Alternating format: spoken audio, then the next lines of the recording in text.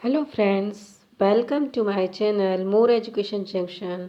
Friends, कैसे हैं आप सब? आशा करते हैं आप सब अच्छे होंगे। सब लोग परीक्षा की तैयारी कर रहे होंगे।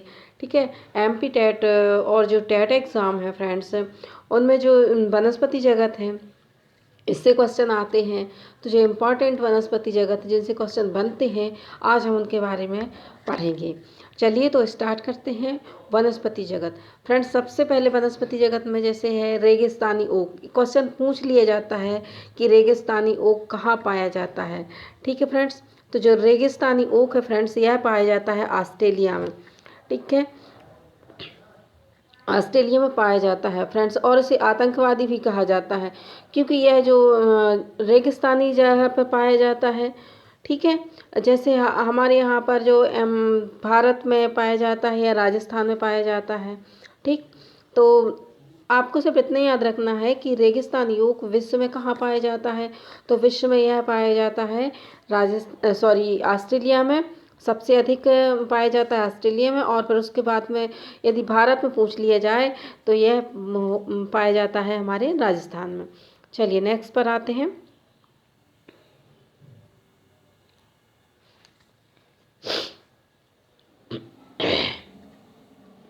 नेक्स्ट पर आते हैं। चलिए देखिए, घटपर्णी कीटभक्षी पौधा। फ्रेंड्स, इसको घटपर्णी कीटभक्षी पौधा या शिकारी पौधा कहा जाता है। ठीक है। यह जो पाया जाता है फ्रेंड्स ऑस्ट्रेलिया, इंडोनेशिया, ऑस्ट्रेलिया में पाया जाता है घटपर्णी पौधा, इंडोनेशिया में पाया जाता है और भारत के मेघालय राज्य में पाया जाता है। ठीक है फ्रेंड्स। तो यह ऑस्ट्रेलिया में, आपको याद रखना है कि ऑस्ट्रेलिया, इंडोनेशिया, और जो भारत है ना हमारा, यहाँ इसके मेघालय राज्य में पाया जाता है। फ्रेंड्स, इसे शिकारी पौधा भी कहा जाता है क्योंकि यह चूहा, मेंढक एवं अन्य कीड़े मकोड़ों का शिकार करता है। ठीक। इसका आकार जो होता है, आकार लंबे घड़े नुमा आकृति का होता है, जिसमें जो है कांटे नुमा आकृति होती है। ठीक है, घड़े नुमा आकृति का होता है और कांटे नुमा इसमें आकृति होती है। जैसे ही ये उसके पास पहुंचता है उसका मुंह बंद हो जाता है। घड़े का जो ढक्कन लगा रहता है उसका मुंह कैसे हो जाता है, बंद हो जाता है, और उस जीव का शिकार हो जाता है। फ्रेंड, जो कीटभक्षी पौधों में और भी पौधे हैं, जैसे नेपेंथियस नाम होता है एक कीटभक्षी पौधे का, है ना। ड्रोसेरा, यूके यूट्रीफुलेरिया भी कीटभक्षी पौधा है। आपसे पूछ लिया जाएगा कि जैसे इनमें से कौन सा कीटभक्षी पौधा नहीं है या इनमें से कौन सा कीटभक्षी पौधा है, तो आप लोगों को इतने कीटभक्षी पौधों के नाम याद रखने होंगे। ठीक है फ्रेंड्स। तो चलिए नेक्स्ट पर आते हैं हम। घटपर्णी पौधा, कीटभक्षी पौधा या शिकारी पौधा, इतना तो आपको बनने लगा होगा। चलिए नेक्स्ट पर आते हैं हम। नेक्स्ट वनस्पति है हमारी खेजड़ी। तो जो खेजड़ी भी है फ्रेंड्स, यह एक क्या है, वनस्पति है। छायादार वृक्ष होता है, विशाल छायादार। ठीक है, विशाल बड़ा। राजस्थान के थार मरुस्थल में पाया जाता है खेजड़ी। इसकी जड़ें गहरी होती हैं तथा कम पानी में रह सकता है। जो खेजड़ी वृक्ष है कम पानी में रह सकता है। इसकी लकड़ी में कीड़े नहीं लगते फ्रेंड्स। इसकी लकड़ी की खासियत है कि इसके कीड़े नहीं लगते। इसकी फली का प्रयोग सब्जी बनाने में किया जाता है। ठीक है फ्रेंड्स। तो आप लोगों को पता चल गया होगा कि खेजड़ी वृक्ष है, यह कहाँ रहे है, कहाँ का वृक्ष है, यह राजस्थान के थार मरुस्थल में रहता है। ठीक है, विशाल छायादार वृक्ष है। इसकी जड़ें गहरी तथा कम पानी में रह सकता है। इसकी लकड़ी में कीड़े नहीं लगते। इसकी जो फली होती है, फल होता है, उसकी क्या बनाई जाती है, सब्जी बनाई जाती है। ठीक है फ्रेंड्स। तो चलिए नेक्स्ट पर आते हैं हम। लाइकेन। फ्रेंड्स, लाइकेन भी एक क्या है, सहजीवी पौधा है। लाइकेन एक सहजीवी पौधा है। लाइकेन कवक एवं शैवाल के मध्य, शैवाल का जो है, कवक और शैवाल है, इनके मध्य सहजीविता का परिणाम है। ठीक है। तो लाइकेन क्या है, सहजीवी है। ये पूछ लिया जाता है आपसे जैसे एग्जाम में कि लाइकेन है। ठीक है, तो सहजीवी, परजीवी, ठीक है, स्वापोषी, इस टाइप से पूछ लिया जाएगा। तो लाइकेन क्या है, एक सहजीवी है। सहजीवी मतलब साथ में रहता है। ठीक है, एक दूसरे के साथ में, जैसे कवक एवं शैवाल के मध्य सहजीविता का परिणाम है। ठीक है। तो कवक और शैवाल जो होते हैं, पौधे होते हैं, इनके मध्य जो है सहजीविता का परिणाम है लाइकेन, क्योंकि इसकी वजह से ये दोनों कैसे रहते हैं, एक दूसरे पर आश्रित रहते हैं फ्रेंड्स।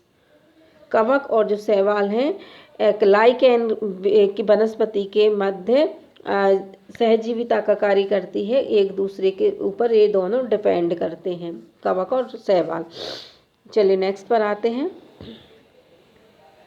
चलिए देख लेते हैं कवक।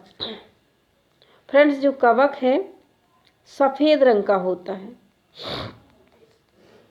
ठीक। कवक कैसा होता है, सफ़ेद रंग का होता है। क्लोरोफिल नहीं पाया जाता कवक में क्लोरोफिल नहीं पाया जाता क्योंकि सफ़ेद रंग का होता है। और क्लोरोफिल जिन पौधों में पाया जाता है वो उनकी पत्ती कैसी होती हैं, ग्रीन होती हैं, हरी होती हैं। अतः यह अपना भोजन प्रकाश संश्लेषण विधि के द्वारा नहीं बना पाता, क्योंकि क्लोरोफिल के कारण ही पौधे अपना भोजन बना पाते हैं प्रकाश संश्लेषण के द्वारा। लेकिन यह कैसा है, सफ़ेद है, ठीक, इसलिए प्रकाश संश्लेषण नहीं कर सकता। नेक्स्ट है सड़े गले स्थानों पर पाया जाता है कवक जो होता है, और इसकी मुख्य समस्या होती है भोजन। तो हमने आपसे बताया था ना फ्रेंड्स अभी कवक और शैवाल, ठीक है। कवक और शैवाल के मध्य सहजीवी का कार्य कौन करता है, लाइकेन करता है, ठीक। कवक और शैवाल के मध्य लाइकेन करता है, ठीक है। क्योंकि कवक जो है खाना भोजन नहीं बना पाता अपना, है ना, और जो शैवाल है वह अपना भोजन बना पाता है प्रकाश संश्लेषण के द्वारा, ठीक है। चलिए नेक्स्ट पर देख लेते हैं।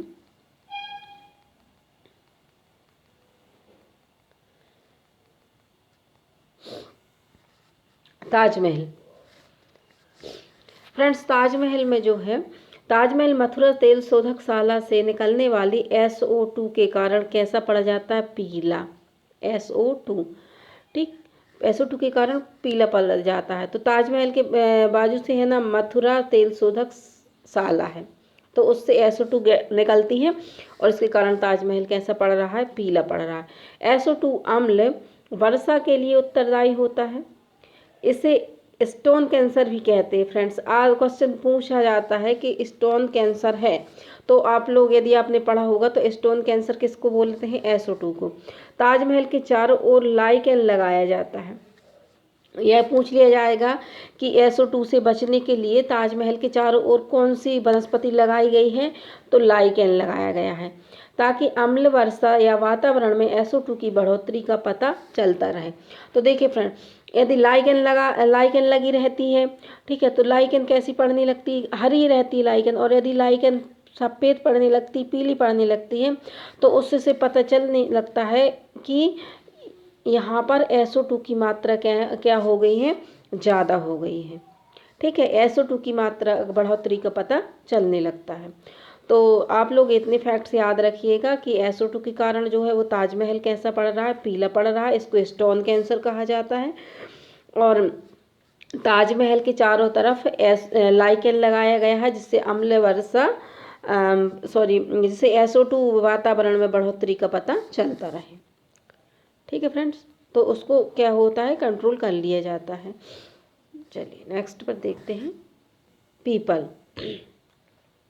फ्रेंड्स ऐसे तो पीपल और बरगद के बारे में सभी लोग जानते हैं, लेकिन कभी कभी क्या रहता है हमको ध्यान नहीं रहता और कभी हम आंसर गलत करके चले आते हैं। चलिए 24 आवर्स O2 देता है, ठीक है। यह पीपल का जो पेड़ रहता है विशाल पेड़ ही रहता है पीपल का, तो यह 24 आवर्स क्या देता है, O2 देता है, ऑक्सीजन देता है। तना एवं जड़ दूर तक फैले रहते हैं और इसको क्या बोलते हैं, बोधि वृक्ष भी बोला जाता है।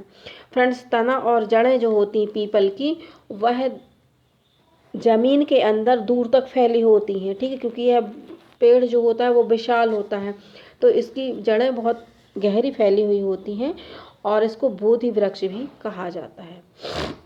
क्योंकि बोधि वृक्ष क्यों कहा जाता है फ्रेंड्स इसको, क्योंकि गौतम बुद्ध जो थे ना, तो उनको यहाँ पीपल के पेड़ के नीचे क्या हुआ था, ज्ञान प्राप्त हुआ था, इसलिए इसको बोधि वृक्ष भी कहा जाता है। नेक्स्ट देखते हैं बरगद। फ्रेंड्स बरगद क्या है, हमारा राष्ट्रीय वृक्ष है, याद रहेगा। बरगद के तने से जड़ लटकती है, तो बरगद का जो पेड़ रहता है ना फ्रेंड्स, ऐसा रहता है बरगद का पेड़, और इससे जो क्या रहती है, जो ऐसी जड़ें लटकती रहती तने से, ठीक है, जड़ें लटकती रहती हैं जो तने को सहारा देने का कार्य करती है, तो जो जड़ें रहती हैं इनको सहारा देने का कार्य करती हैं।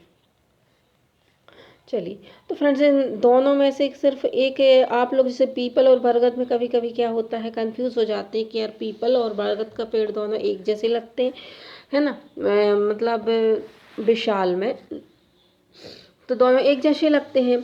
तो यदि मतलब आप लोग इतना याद रखना कि जो बरगद का जो पेड़ होता है यह हमारा राष्ट्रीय वृक्ष है, ठीक, बरगद। और इससे क्या लटकती हैं, जड़ें लटकती हैं इसके तने से, और जो कि तने को सहारा देने का कार्य करती हैं। लेकिन जो पीपल का जो वृक्ष होता है फ्रेंड्स, पीपल और एक पेड़ होता है नीम का, इनसे 24 आवर्स क्या होती है, O2 निकलती है, ऑक्सीजन गैस निकलती है, ठीक है। बाकी जो पेड़ पौधे होते हैं ना, वो सुबह जो होते हैं वो आपको O2 देते हैं दिन के समय पर, और रात के समय पर क्या देते हैं, कार्बन डाइऑक्साइड छोड़ते हैं। तो इसलिए कहा जाता है कि कभी भी रात के समय में वृक्ष के नीचे सोना नहीं चाहिए। चलिए नेक्स्ट देखते हैं हम। देखिए जेट्रोफा, फ्रेंड्स जेट्रोफा भी एक वनस्पति है, और जेट्रोफा कहाँ पाई जाती है, ब्राज़ील का पौधा है। जेट्रोफा कहाँ का पौधा है, जेट्रोफा है हमारे ब्राज़ील का पौधा, ठीक है। इससे बायोडीजल बनाया जाता है, जेट्रोफा से बायोडीजल बनाया जाता है। इसकी खेती शुष्क या मरुस्थलीय क्षेत्रों में की जाती है, याद रखना, शुष्क और मरुस्थलीय क्षेत्रों में इसकी खेती की जाती है। भारत में जेट्रोफा के स्थान पर बायोडीजल के लिए करंज एवं पोगोमिया, करंज और पोगोमिया का इस्तेमाल किया जाता है। फ्रेंड्स इसको याद रखना, करंज और पोगोमिया किसके लिए उपयोग किया जाता है, बायोडीजल के लिए किया जाता है भारत में, ठीक है। और जेट्रोफा कहाँ का पौधा है, ब्राज़ील का। चलिए नेक्स्ट देख लेते हैं।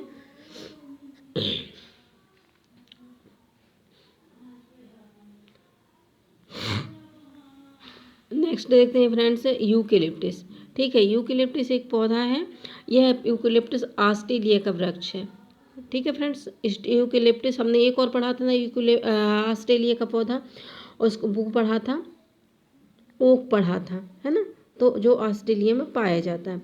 इसे सामाजिक वानिकी या पारिस्थितिकी तंत्र का आतंकवादी कहा जाता है। फ्रेंड्स इसको सामाजिक वानिकी या पारिस्थितिकी का आतंकवादी कहा जाता है, क्योंकि इसकी जड़ें गहरी होती हैं और यह जो है पानी को सोखता है, ठीक है।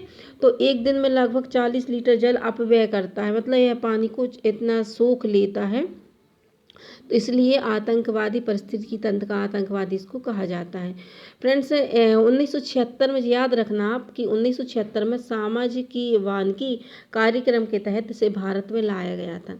तो इसे भारत में कब लाया गया था, 1976 में लाया गया था। और किस कार्यक्रम के अंतर्गत लाया गया था, सामाजिकी वानिकी के अंतर्गत लाया गया था यूकेलिप्टिस को भारत में। चलिए ठीक है, आप लोगों को इतना याद हो गया होगा, चलिए इतना समझ गए होंगे आप लोग। चलिए नेक्स्ट पर देखते हैं फ्रेंड्स। क्रोटन, क्रोटन को जल का प्राकृतिक सूचक माना जाता है, ठीक है। क्रोटन एक वनस्पति है, इसको जल का प्राकृतिक सूचक माना जाता है। क्रोटन को मुख्य फसल के साथ लगाया जाता है। तो मुख्य फसल की सिंचाई कब करना है, इसकी सूचना क्रोटन देता है, क्योंकि इसकी जड़ें गहरी नहीं होती और जल संकट होने पर जल्दी सूख जाती हैं, जिससे पता चलता है कि मुख्य फसल में सिंचाई करना है, ठीक है फ्रेंड्स। तो आई होप आप लोगों को इतना समझ में आ गया होगा, और जितने भी मैंने आप लोगों को इम्पॉर्टेंट वनस्पतियाँ पढ़ाई हुई हैं उनमें से किसी हर एग्ज़ाम में पूछा जाता है फ्रेंड्स, हर एग्ज़ाम में, इतना नहीं कि सिर्फ इसी एग्ज़ाम में पूछे जाएंगे कि टेट एग्ज़ाम में पूछा जाता है, नहीं, जो भी एग्ज़ाम होते हैं फ्रेंड्स उनमें ये वनस्पतियों के बारे में पूछा जाता है। तो आप लोग थोड़ा ध्यान दीजिएगा, इनको 1-2 बार पढ़ लीजिएगा, वीडियो पॉज करके या लिख लीजिएगा, तो आप लोगों को हेल्प मिलेगी इससे, ठीक है फ्रेंड्स। तो जो भी मेरे भाई बहन नए हैं, जो आज ही मेरे चैनल पर आए हुए हैं, विजिट की हैं, तो वो मेरे चैनल को सब्सक्राइब कर लें, ठीक है फ्रेंड्स। और जो भी आपके दोस्त भाई बहन हैं तो उनको भी शेयर कर दें चैनल, ताकि उनको भी इससे लाभ मिल सके, ठीक है फ्रेंड्स। चलिए फिर मिलते हैं आपको नेक्स्ट वीडियो में।